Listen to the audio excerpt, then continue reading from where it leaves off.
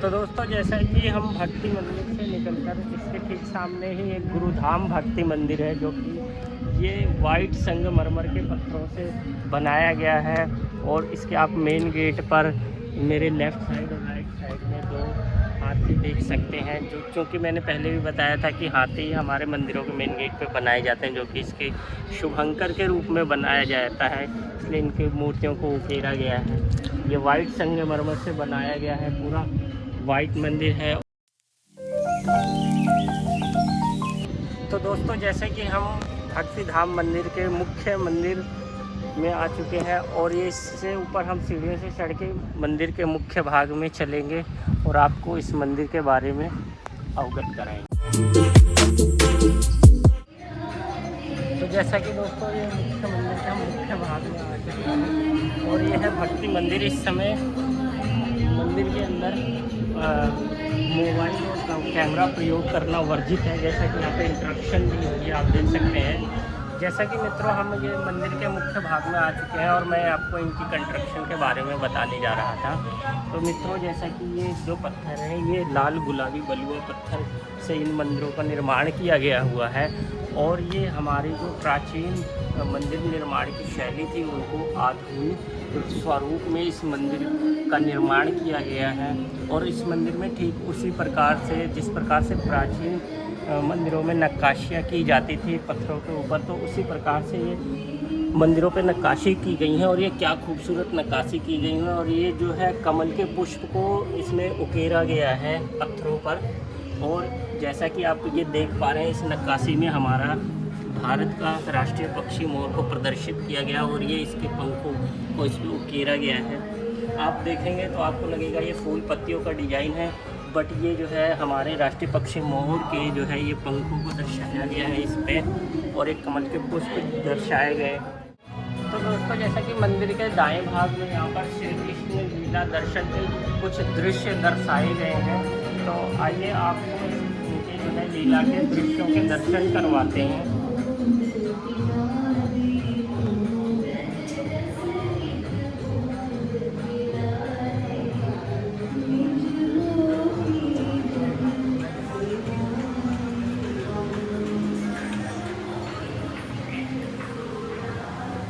जैसा कि दोस्तों, हम इसके मंदिर के अंदर आ चुके हैं, और ये हमारे जगत महाराज के लिए यहाँ पर एक चित्र दर्शाया गया है। और मेरे ठीक दाईं तरफ है ये जो है परम पद्मा, जो कि हमारे जगत गुरु कृपालु महाराज की पत्नी थी, उनको यहाँ पर दर्शाया गया है।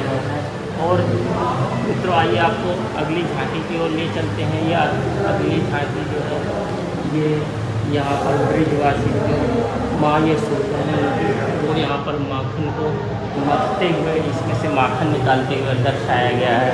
और श्री कृष्ण भगवान की बाल लीलाओं का वर्णन किया गया है, अपनी माँ का आंचल पकड़ते हुए, जिस तरह एक अबोध बालक अपनी माँ का आंचल पकड़ता है माखन के लालच में। ये दृश्य दर्शाया गया है। बड़े बड़े योगी महात्मा जो होते हैं, वो भगवान की और भगवान का दर्शन पाने के लिए वो अपना संपूर्ण जीवन योग साधना में गुजार देते हैं। परंतु जिस योग साधना के लिए वो दर दर भटकते और नाचते हैं, परंतु यहाँ के जो गोपिकाएँ हैं, वो खुद ही अपनी तालियों की ध्वनि पे, अपनी कर की ध्वनि पर स्वयं भगवान कृष्ण को नचवा रही हैं। तो यह बहुत ही सुंदर और मनोरम और मार्मिक दृश्य दिखाया गया है। और इसके नीचे ये दोहे लिखे हुए हैं,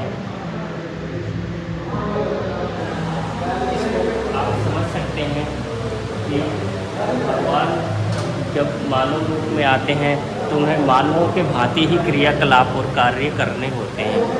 एक सामने दीवार पर ये महाराज जगत गुरु कृपालु महाराज के द्वारा लिखी गई भक्ति शतक नामक से यहाँ पे 100 लोगों का समूह जो उन्होंने अपनी पुस्तक में लिखा था, जो कि मैं आपको पहले भी झांकी में उनके तौर पे दिखा चुका हूँ।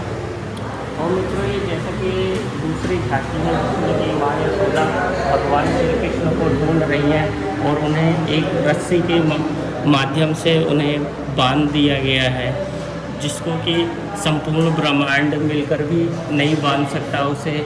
माँ के प्रेम रूपी धागे ने, छोटे से धागे ने उस जगत पिता को एक धागे से बांध दिया है। इसमें अपने मित्रों के साथ उनका जूठा खाते हुए दिखाया गया है, जिनका जूठा खाने के लिए बड़े बड़े योगी महात्मा अपना संपूर्ण जीवन गुजार देते हैं और उनका परमात्मा का उन्हें जूठा प्राप्त नहीं हो पाता, परंतु उनके इस प्रसाद का आनंद उनके मित्रों के साथ उनको कितना ही सहज भाव से मिल पा रहा है। तो जैसे कि आप देख पा रहे हैं, ये एक जो है निधि वन का एक दृश्य यहाँ पे दर्शाया गया है। कृष्ण जी की बांसुरी की धुन पे गोपिकाएँ मंत्र होकर यहाँ पे नृत्य करते हुए प्रकृति के साथ यहाँ पे दृश्य दर्शाए गए हैं। यहाँ पर आपको जो भी दृश्य मिलेंगे वो प्रकृति से जुड़े हुए मिलेंगे। दृश्य जो है ब्रज का दिखाया गया हुआ है और इसमें गोपिकाएँ कृष्ण को रिझाती हुई और यह बताती हुई कि ब्रज के रस के बराबर और किसी के रज में वो रस नहीं है जो ब्रज में है, क्योंकि यहाँ पे तीनों नगरी को दर्शाया गया है, द्वारिका, मथुरा और ब्रज को, लेकिन उसमें गोपिकाएँ ब्रज के रस को ही सबसे मधुर और मधुरतम मान रही हैं। तो दोस्तों, जैसा कि हम भक्ति मंदिर से निकलकर इसके ठीक सामने ही एक गुरुधाम भक्ति मंदिर है, जो कि ये वाइट संगमरमर के पत्थरों से बनाया गया है। और इसके आप मेन गेट पर मेरे लेफ़्ट साइड और राइट साइड में 2 हाथी देख सकते हैं, जो क्योंकि मैंने पहले भी बताया था कि हाथी हमारे मंदिरों के मेन गेट पे बनाए जाते हैं, जो कि इसके शुभंकर के रूप में बनाया जाता है, इसलिए इनकी मूर्तियों को उकेरा गया है। ये वाइट संगमरमर से बनाया गया है, पूरा वाइट मंदिर है। और जैसा कि मित्रों इनके द्वारा बनाया गया एक ब्रिज धार्मिक मंदिर है, जो कि प्रेम मंदिर है, जो इन्हीं के द्वारा उसका निर्माण करवाया गया है। और ऐसे कई 5 मंदिर हैं जो कि इनके द्वारा निर्माण किया गया है। और इन्होंने एक मंदिर USA अमेरिका में टेक्सास में निर्मित करवाया है, जो कि राधा माधव के नाम से मंदिर है। तो इनकी ख्याति यूपी नहीं USA तक फैली हुई है और ये विश्व के गुरु रहे हैं, तो इनकी ख्याति विश्व के अलग अलग क्षेत्रों में फैलना तो संभव ही है। और आइए आपको लिए चलते हैं मंदिर के दूसरे भाग की ओर, फिर आपको गुरु महाराज के बारे में हम बताने का प्रयास करेंगे। तो मित्रों, मैं आपको जैसे कि जगत गुरु, विश्व गुरु कृपालु महाराज के जीवन के बारे में कुछ बताता चलूँ कि श्री महाराज जी का जन्म 1922 में मनगढ़ के इसी ग्राम में हुआ था, क्योंकि ये अपने ननिहाल में यहाँ पर रहा करते थे। और इनके माता का नाम श्रीमती भगवती देवी था और उनके पिताजी का नाम ललिता प्रसाद था, जिनके की ये संतान थे। और इन्होंने यहाँ 7वीं तक की शिक्षा यहाँ के प्राथमिक विद्यालय में प्राप्त करी और उसके बाद ये संस्कृत की शिक्षा लेने के लिए माहू चले गए, माहू मध्य प्रदेश, और वहाँ से इन्होंने संस्कृत की शिक्षा प्राप्त की। और उसके बाद इन्होंने व्याकरण की शिक्षा प्राप्त करने के लिए काशी विश्व विद्वत परिषद में अपना प्रवेश कराया और वहाँ पे इन्होंने बहुत ही सर्वश्रेष्ठ नंबरों से वहाँ पर उन्होंने शिक्षा प्राप्त करी और व्याकरणाचार्य बन गए। उसके बाद इन्होंने, जैसा कि सबको अपने एक आदर्श की ज़रूरत होती है समाज में, किसको हम आदर्श बनाएं, तो इन्होंने भगवान श्री कृष्ण को जगत गुरु मानते हुए अपना आदर्श बनाया और उन्हीं के दिए हुए प्रवचनों को इन्होंने संसार में फैलाने के लिए उनसे शिक्षा प्राप्त करी। और उसके पश्चात ये आश्रम में आए और उन्होंने वर्ष 1957 से 1971 तक 14 वर्षों तक लगातार वे प्रकृति प्रेमी थे और प्रकृति में भटकते हुए अपने ज्ञान की प्राप्ति के लिए वे वन में भटकते रहे। और उसके पश्चात उन्होंने समाज को संदेश देना प्रारंभ किया। उसके बाद 1957 में ही इन्हें काशी विद्वत परिषद की तरफ से जगत गुरु की उपाधि प्राप्त हुई और ये हमारे 5वें जगत गुरु के रूप में प्रतिष्ठित हो गए।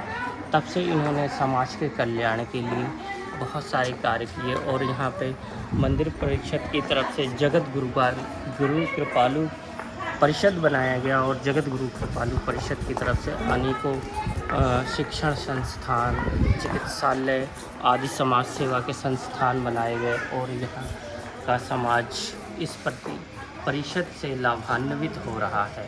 तो ये है हमारे जगत गुरु कृपालु के जीवन से जुड़ी हुई कुछ बातें। और हमारे जगत गुरु ने जैसा कि बहुत सारी पुस्तकें भी लिखी हैं जिसको कि इस झांकी में इनके कवर पेज को दर्शाया गया है। तो मैं अपने दर्शकों से यही निवेदन करूँगा कि इस मंदिर में एक बारी ज़रूर आएँ विजिट करने के लिए। यहाँ उन्हें धर्म से जुड़ी हुई, समाज से जुड़ी हुई काफ़ी सारी बातें सीखने और देखने को मिलेंगी और वह अपने धर्म से भी जुड़ पाएंगे। तो दोस्तों, जैसा कि हम मंदिर के बिल्कुल पिछले भाग में आ चुके हैं और यहाँ पे जगत गुरु कृपालु परिषद चिकित्सालय है, जो कि यहाँ पे निःशुल्क चिकित्सा की जाती है यहाँ के निवासियों की। और यहाँ पे चिकित्सा से बहुत सी पब्लिक लाभान्वित हो रही है और यहाँ पे ये चिकित्सा करवाने हेतु यहाँ पर उनके परिजन बैठे हुए हैं। उम्मीद करते हैं गाइज आप लोगों का भक्ति धाम का यह ब्लॉग बहुत ही पसंद आया होगा। अगर पसंद आया तो यार वीडियो को लाइक कर देना और चैनल को सब्सक्राइब ज़रूर करना, ताकि आपको ऐसे ही इन चीज़ों से रिलेटेड वीडियो मिलती रहें। सो भैया कुछ बताना चाहेंगे आप? तो दोस्तों, जैसा कि हमने आपको इस ब्लॉग के माध्यम से ये मंदिर दिखाने की और भ्रमण कराने की कोशिश की है।